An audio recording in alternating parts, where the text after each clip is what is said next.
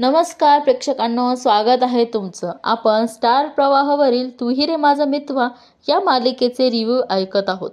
तर आजचा भाग खूप धमाकेदार आहेत बरं का मित्रांनो.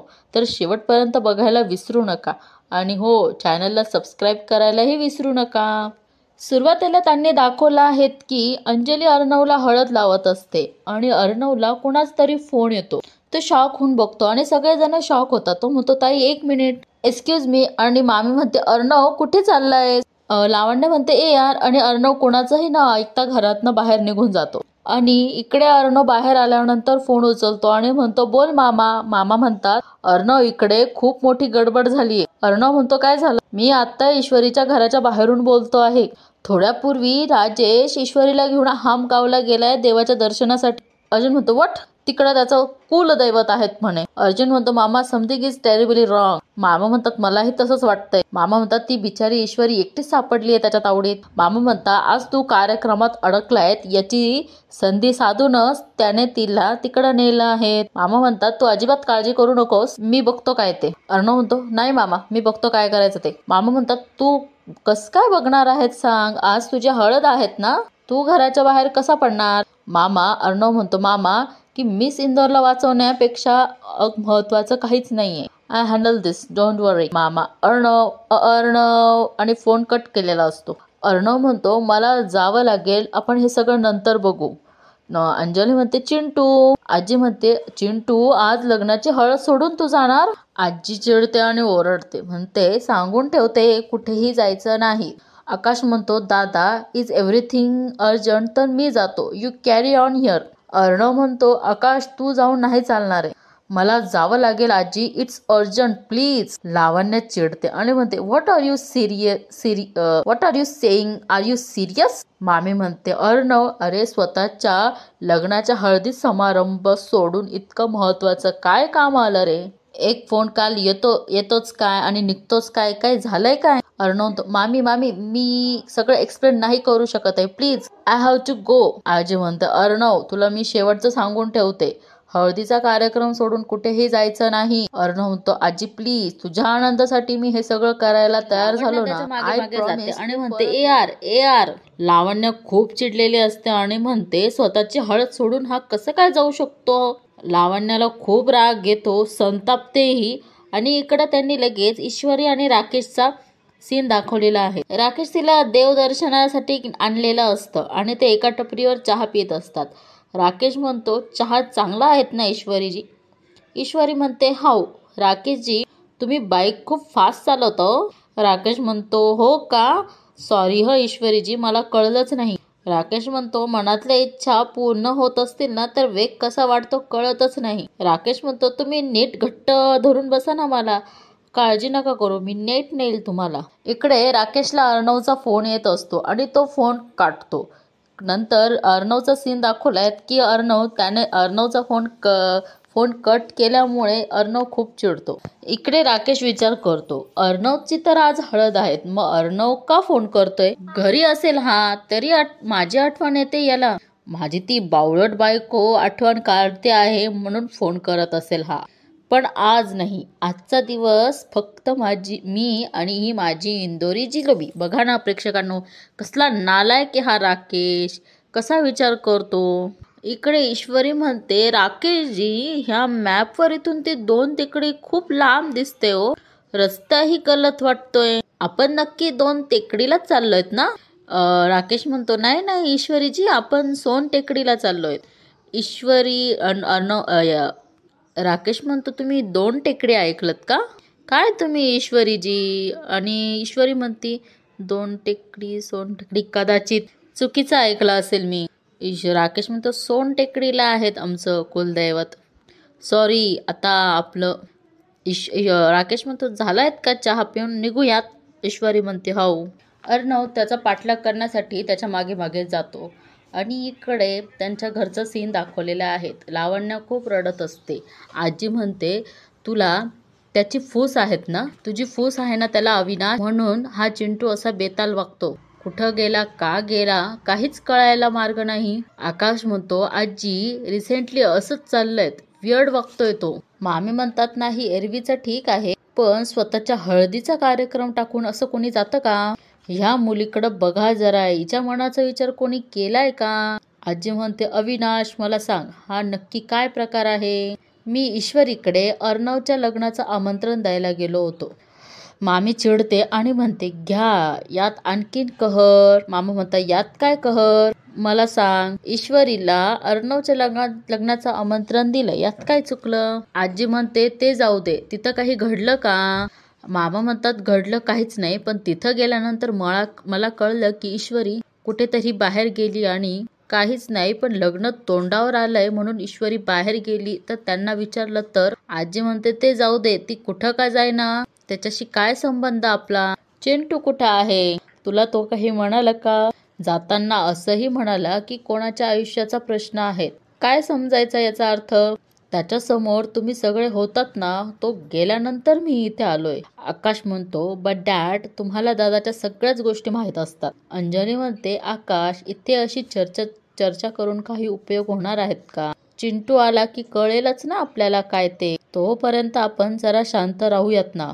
लावण्या चिडते आणि म्हणते, तुमची हळद राहिली असती तर तुम्ही राहिला असतात का असं शांत? लावण्याचंही बरोबर आहेत प्रेक्षकांनो, पण त्याच्या मनाची अवस्था कोण समजणार नाही का? मामी म्हणतात, काय हो, काय चाललं काय आहे तुमच्या दोघांचं?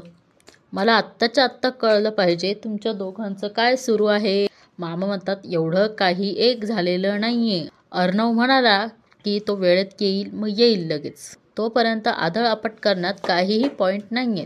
आजी म्हणतात, अविनाश, हे प्रकरण किती गंभीर आहे याची कल्पना येत नाहीये तुला. अविनाश म्हणतो, मला कळतंय आई सगळं, पण तुम्हा सगळ्यांना मी एवढंच सांगू शकतो, तो आल्यानंतर त्याची हळद होईल. मामी म्हणतात, आणि तो आलाच नाही तर? मामा म्हणतात, तर तुमच्या सगळ्या प्रश्नांची उत्तर मी देईल, पण मात्र ती उत्तरं मात्र सगळी नाती बदलू शकतात, कायमची. सगळ्यांना शॉक बसतो की मामा असं काय बोललेत. पण प्रेक्षकांनो, हे सगळं जेव्हा घरात कळल तेव्हा शॉकच बसणार ना सगळ्यांना. इकडे परत राकेश ईश्वरीला गाडीवर बसून देवदर्शनाला नेत असतो. याचा कुठला आता देव कुणास ठाऊक, पण ठीक आहे, कोणता देव येते आपणही बघूयात. त्याने इतक्या याच्यातनं गाडी आणली की गाडी अचानक बंद पडते आणि ईश्वरी म्हणते, काय झालं राकेशजी? राकेश म्हणतो, अहो ईश्वरीजी, माहित नाही काय झालं, अचानक बंद पडली बाईक. ईश्वरी म्हणते, हे भगवान, अहो आसपास तर काहीच नाहीये. राकेश म्हणतो, नाही, तुम्ही नका काळजी करू, मी चेक करतो बाईक. आणि राकेश बाईक चेक करण्याचं नाटक करतो. त्याने कसली तरी वायर काढलेली असते आणि तो बाईक स्टार्ट करण्याचा प्रयत्न करतो, पण तो बाईक स्टार्ट होतच नाही. आणि तो म्हणतो की असं कधीच होत नाही. ईश्वरी घाबरलेली असते आणि ती म्हणते, आता काय करायचं? राकेश म्हणतो, मीही तोच विचार करतोय आणि इकडे तिकडे बघतो आणि म्हणतो, इथे खेळात कोणी सापडणारही नाही बाईक नीट करणारं. काही मदत मिळेपर्यंत धक्का मारत न्यावे लागल. तो म्हणतो, तुम्ही नका काळजी करू, मी मारतो धक्का. राकेश मनोमन म्हणतो की फायनली आज माझी इच्छा पूर्ण होणार. आज माझी इंदोरी जिलेबी आज माझ्या मिठीत असेल. ईश्वरी, एकदा की तू माझी झालीस, तुझ्याशी लग्न झालं काय की नाही झालं काय, मला काहीच फरक पडत नाही. अर्णव त्या दोन टेके गावाकडे आलेला असतो आणि तो एका वृद्ध व्यक्तीला विचारतो की इथे कुठलं देऊळ आहेत का? तो म्हणतो नाही. आणि तिथे 2 माणसं बसलेले असतात. तो त्यांना विचारतो, एक्सक्यूज मी, इथे कुठलं मंदिर आहेत का, कुलदेवतेचं मंदिर? ते म्हणतात, वेश्वर मारुतीचं मंदिर आणि गावात ग्रामदेवतेचं मंदिर असंच आहे. तो म्हणतो, असं डोंगर वगैरे मोठं मंदिर? ते दोघं म्हणतात, नाही दादा, या बाजूला नाही, चारी बाजूला सपाट आहेत. ते म्हणतात, तुमचा पत्ता चुकला का या बाजूला कोणाचंच कुलदैवत नाही, इथं फक्त आहेत ग्रामदैवत. तो थँक्यू म्हणतो आणि मामांना फोन लावतो. मामा फोन उचलतात. मामा म्हणतात, काय रे, पोहोचलास का? मामा, त्या राकेशने आपल्याला मिसगाईड केलं. मामा म्हणतात, काय? अरे, तो इथे 2 टेकडीला पोहोचलाच नाही. इथे कुलदैवत सोड, इथं तर कुठलं मोठं मंदिर पण नाहीये. मामा म्हणतो, त्या राकेशने मोठा गेम केलाय म्हणजे. मामा म्हणतात, तू अजिबात काळजी करू नकोस, मी माझ्या ओळखीच्या माणसाला कामाला लावतो, त्याला ना लोकेशन ट्रेसिंग मधलं सगळं कळतं. ईश्वरीच्या फोनचं लोकेशन ट्रेस करतो आणि तुला कळवतो. अर्णव म्हणतो, मामा, तुला जे करायचं आहे ते लवकर कर. अर्णव म्हणतो, थोडा जरी उशीर झाला ना तर काय होईल? मामा म्हणतो, तू अजिबात काळजी करू नको, तुला लोकेशन कळवतो मी. ओके म्हणून दोघेही फोन ठेवतात. इकडे मामा त्याच्या ओळखीच्या माणसाला फोन लावतात आणि अर्णव गाडीत बसतो आणि निघून जातो तिथनं. इकडे मामा चक्कर मारत असतात की कोणाच तरी मेसेज येणार असेल वाटतं किंवा फोन येणार असेल. मामी चिडलेली असते आणि म्हणते एकदाच काय ते सांगून टाकी की अर्णव येणार आहेत की नाही. मामा म्हणतात की माझ्याकडे खूप महत्वाची कामं आहेत, तुझ्याशी बोलत बसायला मला वेळ नाही. अहो मी काय म्हणते ते ऐकून घ्या. तेवढा तिथे लावण्य आहेत. ते लावण्यामध्ये मामा I am sure this is about that this middle class girl. आतापर्यंत मी खूप सहन केलं त्या ईश्वरी देसाईला, पण आज जर AR तिच्यासाठी बाहेर गेल्याचं कळलं ना, जे काय होईल त्यासाठी ही लावण्या रिस्पॉन्सिबल नाही हे आधी सांगून ठेवते मी. I am not going to tolerate she tries to ruin my marriage. मामा म्हणतात असं चिडून काहीही होणार नाही. मामा म्हणतात आपण जरा शांत राहण्याचा प्रयत्न करूयात. मामी म्हणतात आम्ही जर शांत राहावं असं वाटत असेल ना, अर्णवला आत्ताच्या आत्ता फोन लावा आणि त्याला इथं बोलवून घ्या. That is that. मामा म्हणतात तू कर ना त्याला फोन, मामी आहेस ना त्याची. मामा म्हणतात प्रत्येक वेळा मीच का करायला हवा, आणि बाय द वे मला खूप महत्वाचं काम आहे तर मला जाऊ द्या. लावण्य म्हणते मामा मामा एवढे घाईत का आहात तुम्ही, मी बोलते ना तुमच्याशी काहीतरी महत्वाचं, ऐकायला वेळ नाही येत का तुमच्याकडे. मामा म्हणतात हे माझं महत्वाचं काम झालं ना की आपल्याकडे वेळच वेळ असेल, मग निवांत बोलू. आत्ता जाऊ देत. मामी म्हणतात अहो लावण्य म्हणते मला इतका राग आलायत ना त्या मिडल क्लास ईश्वरी देसाईचा. आता ह्या वेळीला माणसं पाठव तिच्या घरी आणि गायब करून टाकू कायमचं तिला माझ्या आणि ARच्या मध्ये आता. आणि तेवढ्यात मामी म्हणतात श्श. मामी म्हणतात मला तुझा राग कळतोय लावण्या, त्या ईश्वरी देसाईला मला सुद्धा गायब करायचंय, पण आज आणि आत्ता नाही. तुमचं लग्न नीट आणि व्यवस्थित पार पडू, मग ठरवू त्या ईश्वरी देसाईला कधी आणि कसं गायब करायचं ते. इकडे खूप लांब चालून आल्यानंतर राकेश मुद्दाम नाटक करतो की त्याला ठसका लागलाय, दम लागलाय आणि खोकला येतोय असं. ती म्हणते राकेशजी काय झालंय, काय होतंय का. राकेश म्हणतो खूप वेळ बाईक ढकलल्यामुळे झालं असावं बहुतेक, खूप थकल्यासारखं झालंय मी बसतो जरा. ईश्वरी त्याला पाणी प्यायला देते. ईश्वरी म्हणते आपण पुढे जाऊयात, तिकडे गाव आहेत ना तर तिथे आपल्याला डॉक्टर भेटतील. तो राकेश म्हणतो मला ती बाई ढकलत नाही चालवणार, खूप थकायला झालंय आणि खोकला याचं नाटक करतो. ईश्वरी म्हणते की आपण बाईक इथेच राहू देऊ, पुढे मेकॅनिक भेटला ना की त्याला दुरुस्त करायला पाठवूया. ती म्हणते की या गावात तुमचं कुल दैवत आहे तर कोणी जान पहचानवाला असेल ना. ते दोघं जण पुढे ईश्वरीच्या बोलल्यानंतर गावात जायला निघतात. इकडे ईश्वरीचे बाबा काहीच खात नसतात आणि त्या म्हणतात की काही खाऊन घ्या बरं. ते बहुतेक ईश्वरीची वाट बघत असतात. ते म्हणतात की सारखे तुम्ही दरवाजाकडे का बघत आहे. सुप्रिया ताई म्हणतात की मला कळतंय तुम्हाला घरात बसून बसून त्रास होत असेल, पण या अवस्थेत तुम्हाला बाहेर नाही जाता येणार. नमू म्हणते आई काय झालंय. आई म्हणते अगं बघ ना जराही खायला मागत नाहीये. नमू म्हणते बाबा अहो असं काय करताय, जरा खाऊन घ्या बघू. नमू म्हणते आई बाबा असे बाहेर का बघतायत ग, बघ तरी. पण नमू मला असं वाटतंय की त्यांना बाहेर जायचंय. सुप्रियाताई म्हणतात मला समजतंय की तुम्हाला सवय नाहीये ना ह्या सर्वांची. इकडे मामा अर्णवला फोन करतात. अर्णव फोन उचलतो. हा मामा बोल. ईश्वरीचं लोकेशन ट्रेस झालंय, ती 2 टेकडीला नाहीच आहे. अर्णव म्हणतो व्हॉट, मग कुठे आहेत. मी सिंदोर सोन टेकडी नावाच्या एका गावाजवळ आहे, तिचं लोकेशन मी तुला सेंड केलं आहे बघ. अर्णव चिडतो आणि म्हणतो आपलं चुकलं मामा, तो राकेश लोकेशन खोटं बोलणार आहेत हे कळायला हवं होतं आपल्याला. आज जर मी वेळेत नाही पोचलो आणि मी सिंदोरला काही झालं ना मामा, तर मी स्वतःला कधीच माफ नाही करू शकणार. मामा म्हणतात अरे तू अजिबात काळजी करू नकोस, ती सापडेल आपल्याला, तू लवकर पोच तिकडे. अर्णव म्हणतो मी सिंदोरला जर काही झालं ना तर I kill you Rajesh. Arnav phone करतो आणि तो नंबर अनरिचेबल असतो. डॅमेज, हिने मला ब्लॉक करून ठेवलंय. ते कुठेतरी पोहोचतात आणि राकेशला खूप खोकला येतो. ती म्हणती आपण पुढे जाऊयात, मला असं वाटतंय की गाव आलेला आहेत पुढे. राकेश म्हणतो ईश्वरीजी मला काय होतंय ना ते कळतच नाहीये, एकदम असं त्राण गेल्यासारखं वाटतंय हो. ईश्वरी म्हणते अहो मला असं वाटतंय गाव जवळच आलेले आहेत, आपल्याला तिथे डॉक्टर भेटतील, बाईक दुरुस्तीसाठी सुद्धा कुणाला विचारता येईल. राकेश पूर्ण नाटक करत असतो. तो तुम्हाला गरगरल्यासारखं होतंय. ईश्वरी खूप घाबरते आणि म्हणते हे भगवान. ईश्वरी म्हणते इथे फार काही नाही हो. राकेश म्हणतो अहो हे गेस्ट हाऊस. आणि राकेश ते गेट्स आउट बघतो आणि म्हणतो की थोडा पडतो इकडे, थोडा आराम केला तर नाही केला तर मला असं वाटेल मला नाही चालता येत. ईश्वरी म्हणते अहो गाव जवळच आलंय, आपण मंदिरापर्यंत गेलो ना की आपल्याला काहीतरी मदत मिळाली असती. ही जागा काही मला योग्य नाही वाटत. राकेश म्हणतो अहो कुलदेवतेचं दर्शन घ्यायचंच आहे पण तो खूप नाटक करतो, जेणेकरून ईश्वरी म्हणे की आपण गेस्ट हाऊसमध्येच जाऊया. आणि बघा जे व्हायचं तेच झालं. तो इतका नाटक करतो की ईश्वरी मान्य करते की त्या गेस्ट हाऊसमध्येच राहावं. इकडे अर्णवला त्याची बाईक दिसते आणि तो म्हणतो बाईक, तो आता नकार देतो. तो म्हणतो की नाही ईश्वरी, आणि ईश्वरी म्हणते की नाही तुम्हाला आता आरामाची गरज आहे. म्हणजे राकेशने एवढं नाटक केल्यावर आता राकेश नाही म्हणतो आणि ईश्वरी हो म्हणते, म्हणजे त्याच्या मनासारखं होतं. इकडे आजी त्या गुरुजींना फोन लावतात आणि म्हणतात लावण्य आणि अर्णवची पत्रिका नीट जुळते असं म्हणालात ना, मग असं विघ्न का? ठीक आहे मी चिंटूची वाट बघते. मामी म्हणतात की पत्रिका तर अर्णव आणि ईश्वरीची जुळली होती आई, म्हणून येत आहेत का ही विघ्न? देव जाणे, एकदा की हे लग्न पार पडू दे बाई.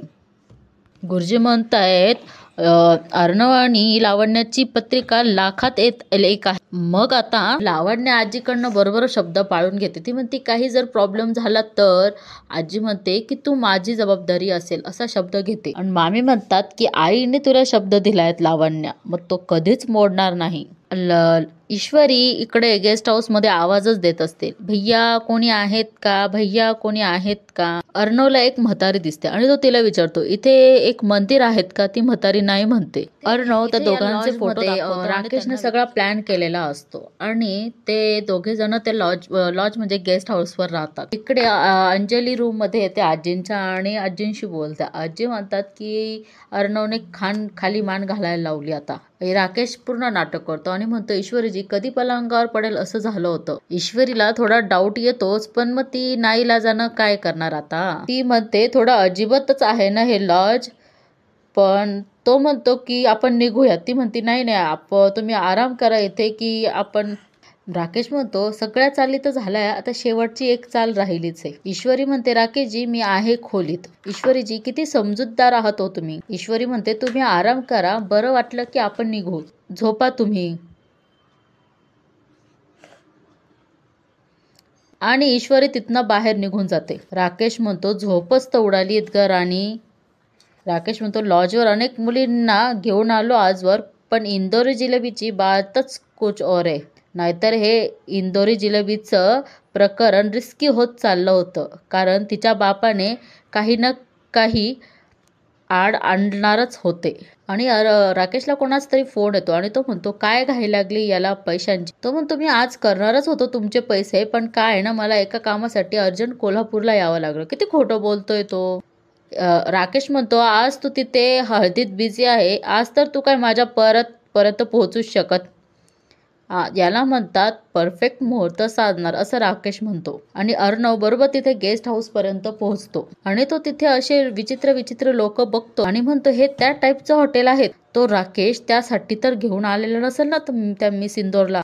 नाही, पण मिस इंदोर समजूतदार आहे, ती सहजासहजी या हॉटेलमध्ये नाही येणार. काही करून शोधावं लागेल दोघांना. राकेश इकडं ईश्वरीच्या रूम कडे येतो आणि म्हणतो मला ना खूप गिल्टी वाटत होतं की असं तसं काय बडबड करतो आणि मी तुमच्यासाठी चहा घेऊन आलो. ईश्वरी म्हणते तुम्हाला बरं वाटतंय. ईश्वरी म्हणते चहा घेऊयात आणि पटकन निघूया. ईश्वरी चहा पित असताना राकेशला आठवतं की त्याने त्याच्यात काहीतरी मिक्स केलेलं आहे. तो म्हणतो ह्या जादूही चहा पिऊन माझ्या इंदोरी जिलेबीला अशी गुंगी येईल की माझ्या हातातलं खेळणं होईल. चांगल्या गोष्टींसाठी वाट बघावी लागते, हेच खरं. शेवटी आला तो दिवस. ईश्वरी तर चहा पिते आणि म्हणते खूपच गोड आहे नाही तो चहा. राकेश म्हणतो टिपिकल गावाकडचा आहे, दूध आणि साखर दोन्हीही जास्त गोड मानून घ्या.